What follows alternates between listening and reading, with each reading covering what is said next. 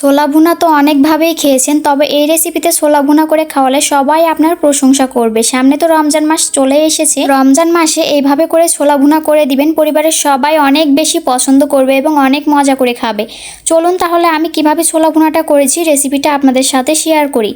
ছোলা ভুনা করার জন্য প্রথমে এখানে আমি 1 কাপের থেকে একটু কম নিয়েছি ছোলা। এখন এই ছোলাটা আমি পানি দিয়ে সারা রাতের জন্য ভিজিয়ে রেখে দিব। আপনাদের হাতে যদি সময় কম থাকে তাহলে গরম পানি দিয়ে এই ছোলাটা 3-4 ঘন্টার জন্য ভিজিয়ে রেখে দিবেন, এতে করে ছোলাটা খুব সুন্দরভাবে ভিজে যাবে। ছোলাতে আমি পরিমাণ মতো পানি দিয়েছি, এখন এটা সারা রাতের জন্য রেখে দিব। ফিরে আসলাম পরের দিন সকালে, ছোলাটা আমি পানি দিয়ে ভালোভাবে ধুয়ে নিয়েছি। সারা রাত পানিতে ভিজিয়ে রাখার পর ছোলাটা অনেকটাই ফুলে উঠেছে। এখন এই ছোলাটা আমি সিদ্ধ করে নিব। আমি ছোলাটা রাইস কুকারে সিদ্ধ করে নিব, আপনারা চাইলে গ্যাসের চুলায়ও সিদ্ধ করে নিতে পারেন। পরিমাণ মতো পানি দিয়ে এখানে আমি 30 মিনিটের মতো ছোলাটা সিদ্ধ করে নিয়েছি। দেখুন কত সুন্দরভাবে ছোলাটা সিদ্ধ হয়ে গেছে। এখন এই ছোলাটা আমি পানি দিয়ে ভালোভাবে ধুয়ে নিব। ছোলাটা আমি পানি দিয়ে ভালোভাবে ধুয়ে নিয়েছি। এখন আমি ছোলা ভুনা করার জন্য একটা মশলা তৈরি করে নিব।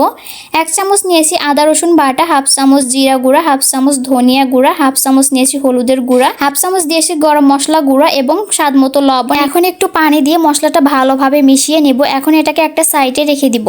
ছোলা ভুনা করার জন্য প্রথমে চুলায় আমি একটা কড়াই বসিয়ে দিয়েছি। কড়াই পরিমাণ মতো সয়াবিন তেল দিব। তেলটা গরম হয়ে যাওয়ার পর দিয়ে দিব আলু।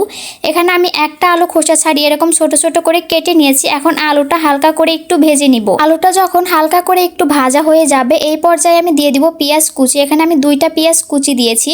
এখন এই পেঁয়াজ কুচিটা নেড়ে চেড়ে ভেজে নিব।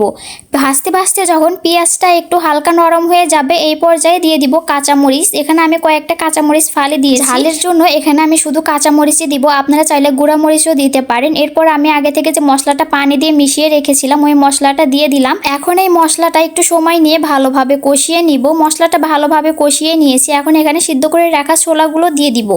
এখন নেড়ে চেড়ে সবকিছু একসাথে ভালোভাবে মিশিয়ে নিব। আলুগুলো একটু ম্যাশ করে দিব। আলুগুলো আগে ম্যাশ করে দিলে ভালো হতো, আমার মনে ছিল না।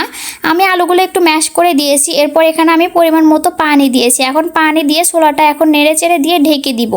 এখন শুধু মাঝে মাঝে একটু ঢাকনা তুলে নেড়ে দিলেই হয়ে যাবে।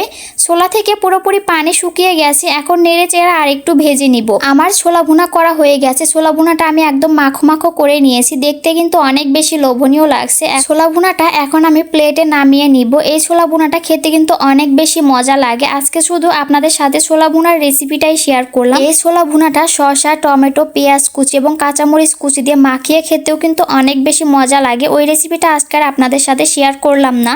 আমার আজকের এই ছোলা ভুনার রেসিপিটা আপনাদের কাছে কেমন লেগেছে কমেন্ট করে জানাবেন। রেসিপি ভালো লাগলে শেয়ার করে দিবেন। আমার রেসিপিটি আপনি ইউটিউব থেকে দেখলে চ্যানেলটি সাবস্ক্রাইব করে দিবেন এবং ফেসবুক থেকে দেখলে ফলো দিয়ে পাশেই থাকবেন। আজকের মতো এখানেই বিদায় নিচ্ছি। ভালো থাকবেন সবাই। আল্লাহ হাফেজ।